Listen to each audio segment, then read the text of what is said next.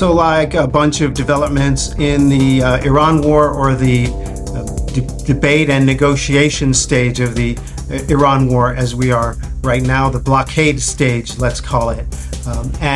I guess we have to start with what has happened over the past couple days. The Iranians finally responded to the American proposal for the beginning of actual, genuine, durable peace talks, and Donald Trump took the Iranian counterproposal and he called it garbage, but he also said he had barely read it or didn't read it at all. The leaked details from the counterproposal from the Iranians suggested that they were indeed like maximalist. A few analysts pointed out that Iranians seem to be moving a little bit on the issue of the timeout for the enrichment of nuclear material on their soil. But in general, it doesn't seem like those negotiations are going anywhere. Donald Trump heads to China in the next day or two to meet with Xi Jinping. And basically, Xi is going to just be like, dude, you broke the world. I'm Borzu Deragahi. I am a journalist and foreign correspondent. This is my podcast. It's called Badlands. You can subscribe at borzu.substack.com. And I'm also on YouTube and Spotify and Apple Podcasts. Hit the like button if you're watching on YouTube. Consider subscribing, consider sharing. I would appreciate any support. Consider becoming a paid subscriber. That would help me with my work. Anyway, yeah, these talks are basically, they're not going anywhere. I think that Donald Trump felt a little bit of pressure to present something to the world before he arrived in Beijing. He has nothing. The blockade continues. The Strait of Hormuz is still closed. There is still a big, huge possibility that we will return to war. And that is a real possibility and a real thing that could happen any minute. I don't think that Trump wanted it to happen while he was in Beijing or before Beijing. He didn't want to be seen as weak and under pressure either. And that is exactly what he's being seen as because of the situation in the Strait of Hormuz and the Persian Gulf and the escalating prices of oil and other commodities because of that closure. Another really just wild thing that happened this week was the President Donald Trump getting on TV surrounded by, I think they were like high school girls, some community civic event in the Oval Office, and he's sitting at the chair and he starts talking about, he starts talking about the Kurds and how the Americans gave weapons to the Kurds, either in Iraq or maybe on the Iraq-Iran border, I imagine, where the Iranian Kurdish opposition groups are based, with the notion that they would use these weapons against the Iranian regime, and they would fight against the Iranian regime, hand the weapons to the protesters, and apparently Donald Trump felt ripped off because the Kurds made off with the weapons or didn't hand them or probably resold them in the bazaar of Iraqi Kurdistan, who knows. But in any case, he starts talking about this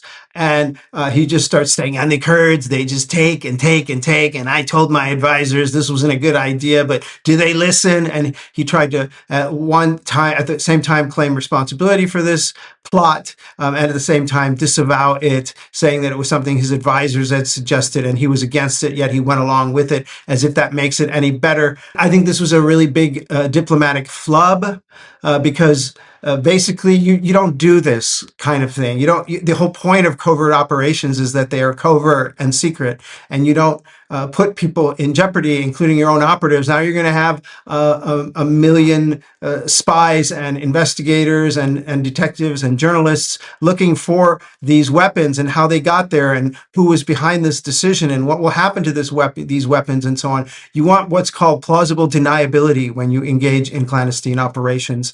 And Donald Trump, basically, he just leaked the whole thing out, and he did a little bit of it before, and he keeps giving more and more details of this clandestine operation. It's really stupid diplomatically, because one of the things that the Americans are demanding of the Iranians is that they stop arming proxy militias, as they are called, including Hezbollah, the Iraqi Shia militias, and the Houthis in Yemen. And the Americans and the Israelis would like them to stop arming these groups and supporting these groups. But now Iran is going to counter as like, well, you want us to disarm our proxies, while your president basically just said that he is arming your proxies. So why would we disarm our proxies if you have proxies? Hey, that's basically fair. All's fair. And basically, based on the logic of what Trump said the U.S. has done, Iran could legitimately arm Antifa or the protesters in Minneapolis and potentially get away with it. So I think that is a really important development. Another thing that happened this week, kind of under the radar, was the Iranian regime released Narges Mohammadi. She is a Nobel Peace Prize laureate from 2023. She's been in and out of prison for many, many years. She is a peace and human rights activist. She opposed this war and said that this was not the way to achieve freedom in Iran. She is a protege of Shireen Ebadi, who's another Iranian Nobel Peace Prize winner who's now living abroad and was somewhat in favor of the war and kind of joined forces with the monarchist clique, and that got her into a lot of hot water. But Narges Mohammadi stayed true to her principles, and this week the Iranian regime suspended her sentence. I don't think it's that big of a development. The thing about Narges is she's very sick. And she has cancer, apparently, and they basically are giving her a break from prison so that she can seek treatment. And I spoke about Narges a little bit on a snippet, a brief update for Austria's English language radio channel. Listen in right here. The Norwegian Nobel Committee. Back in 2023, this was the Nobel Peace Prize announcement. The Nobel Peace Prize to Narges Mohammadi. Narges Mohammadi given the Nobel Peace Prize then. She couldn't accept the prize in person. She was in prison. Her two children, Ali and Kiana, represented her at the Nobel ceremony. Woman, life, freedom. Zan, zendegi, azadi. Wind forward to where we are today, and currently the health of Narges Mohammadi has deteriorated severely. On the 1st of May, she was hospitalized. As the concerns echo about her condition, it is timely to remind ourselves about Narges Mohammadi and her work. Well, she's really the crown jewel of Iran's protest and civil society movement. Orzu Daragahi is our Middle East correspondent. She's been a leading women's rights activist. She's focused on the hijab issue. She's been one of the leading opponents of the mandatory hijab rules, and she's been in and out of jail. She was sent to the notorious Evin prison in Tehran, and in winning the Nobel Prize in 2023, did that make her situation in prison any better or worse? It did both. It made her more protected, untouchable in the sense that they can't put her to death or something like that. She can't be physically tortured and so on. On the other hand, it has made her a major target. I think what the Iranian authorities more than anything like is to get her out of the country. And she refused to do that because she knew that once you go abroad, once you go into exile, you basically don't have that much relevance anymore. Her struggle for women's rights is a reminder that aside from the war between Washington and Tehran, for ordinary Iranians, and especially for women, the system in Iran is oppressive.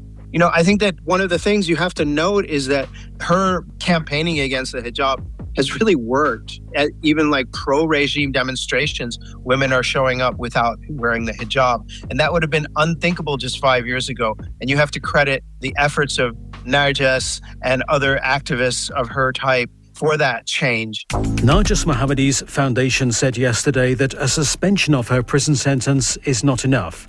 In a statement, it said, "We must ensure that she never returns to prison to face the 18 years remaining on her sentence." Now, the Iran war has revealed a lot of diplomatic complexities around the world. Just last week in Paris, I was meeting with a couple of experts on Ukraine, and they were talking about the Ukrainian government's attempts to curry favor with the Gulf states and how a little bit frustrating it was for the Ukrainians because the Gulf states are so historically in bed with Russia, and I think that goes with Israel too, that they are loath to be seen to support the Ukrainian cause too much for fear of upsetting the Russians, with whom they have a longer-term diplomatic, commercial, business ties. The Gulf is a place where a lot of Russian oligarchs wash their money. They have fun in these little city-states like Dubai and Abu Dhabi. They anchor their boats boats there. In some cases, there are yachts, and they buy apartments there. And so I think that there is a little bit of a complication. On the one hand, I think a lot of the Gulf states would love to get some of the expertise that Ukraine has for fighting against the Shahed drones, a lot of the same kinds of technologies that the Russians have been using against the Ukrainians. Ukrainians have developed some sophisticated and low-cost defenses against that kind of weapon strategy. But the Gulfies also don't want to jeopardize their relationship with Russia too much, and being too close to Ukraine could hurt their relations with Russia. I think the same thing goes with Israel. The U.S. administration and certain lawmakers have been pressing Israel for 4 years to do more to support the Ukrainians, yet the Israelis refuse or decline and push away because they are kind of close to Russia. Interesting diplomatic developments also with regard to Turkey and Qatar. The Turkish Foreign Minister Hakan Fidan was in Qatar meeting with his Qatari counterparts. Now, these two countries, Turkey and Qatar, are rather close. They are diplomatic and security partners, kind of a part of an axis. They're a nucleus of an axis that is opposed both to the Iranian axis and the UAE Saudi axis, although that is splitting apart rapidly as well. And so these two countries have a partnership together. And it's kind of interesting because Turkey has to play carefully, and Qatar as well, because they both also have pretty decent relations with Iran, or at least have had historically. And in an appearance on India's NewsX, I discussed the dilemma that Turkey faces. On the one hand, it would need to and perhaps be compelled to back Qatar in any confrontation with any country, including Iran. On the other hand, it has a complicated and thorny relationship with Iran and a kind of modus vivendi that it would likely not want to jeopardize. We are now being joined by Bozo, who's an Iranian-American journalist and founder of Badlands newsletter, joining us live from Istanbul. With tensions rising in the Gulf, security measures rising in the Strait of Hormuz, what does Hakan Fidan's urgent visit to Qatar reveal about these growing fears of wider regional spillover of the ongoing Iran conflict? Well, I think that there is a lot of concern, as you wisely pointed out. There's just a lot of worry about what's going to happen with this conflict. There's a lot of stress in Turkey about the possible spillover in terms of people coming, refugees coming because of the conflict. As you pointed out also, Doha and Ankara are very strong security partners. Look, if this war goes back to the way it was before, the next step in the escalation ladder is going to be the United States targeting energy and possibly oil facilities inside Iran. And Iran has vowed that it will respond by destroying similar sites in the Gulf, and that includes Qatar. And that will be a very big situation for Turkey because Qatar and Turkey have a security pact. So if Qatar is under dire existential threat because its oil and gas facilities are being targeted by Iran, then Turkey would be obliged, perhaps, to intervene on Qatar's behalf. And that could be cataclysmic because Turkey and Iran are also neighbors and strong business partners as well. Could Turkey's balancing act, condemning attacks on Iran while also criticizing Iranian retaliation against the Gulf countries, strengthen its diplomatic influence or expose contradictions in its regional strategy? No, I think at this point, Turkey's somewhat in the driver's seat. You have a situation where both Iran and Qatar are somewhat dependent on it and dependent on its good graces. It was Turkey, ultimately, many analysts believe, that warned the Kurds in Iraq against allowing Israel and the United States to use Iranian Kurds against the Islamic Republic. And so I think there's a lot of appreciation in Tehran for that. And it has been Qatar that has been playing a kind of mediating role between Iran and the United States as well, even until this time. And that gives Turkey even more diplomatic credence. So I don't think that, they're in a tough situation because of the diplomatic complexities. They're in a tough situation because the U.S. and Israel won't back off on their maximalist demands, at least the way Turkey sees it. How important is this Turkey-Qatar alliance today in shaping the Gulf geopolitics, particularly in defence, energy cooperation and also military coordination? Well, I would say that it hasn't been totally tested yet, that alliance. Alliances show their worth when there's a lot of stress on one part of that alliance and countries are forced to act. And at this point, we don't know exactly what Turkey is willing to do for Qatar. We know that Qatar is willing to foot the bill for whatever Turkey does because of its massive sovereign wealth funds, but we don't really know how far Turkey is willing to go. And that would present, if there was a military need for Turkey to intervene, that would present Turkey with a huge dilemma. We haven't seen that yet. If tensions around the Strait of Hormuz escalate any further, how prepared are these Gulf states and their allies to deal with these continuous disruptions with oil and also maritime security? What will happen now with the Gulf states around this situation? Well, Ellie, I think that we need to have some kind of calm and equilibrium be established before people can even assess the damage.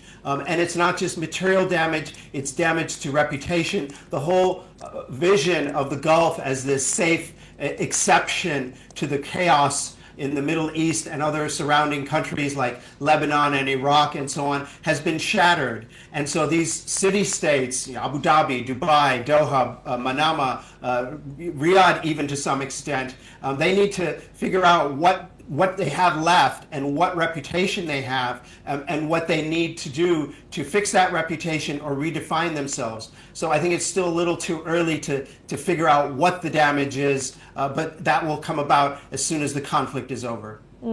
Bozu, thank you so much for joining us here today on NewsX. Well, thank you. Thank you for listening to this edition of my podcast.